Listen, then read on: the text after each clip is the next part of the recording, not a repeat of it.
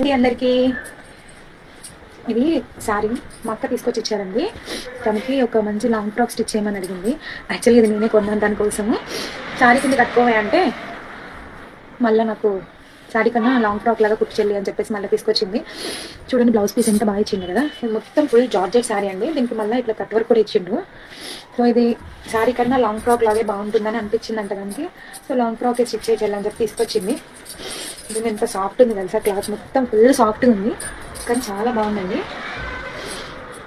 ఇందులోనే నాకు same purple ఉన్నది, నేనేమో పర్పుల్ తీసుకున్నాను, దానికేమో బ్లాక్ కలర్ ఇచ్చాను. చూసారా మొత్తం శారీ అంతా కూడా ఇట్లా కట్ వర్క్ ఇచ్చాడు. ఇప్పుడు దీన్ని నేను ఎలా స్టిచ్ చేయాలా అని ఆలోచిస్తున్నాను.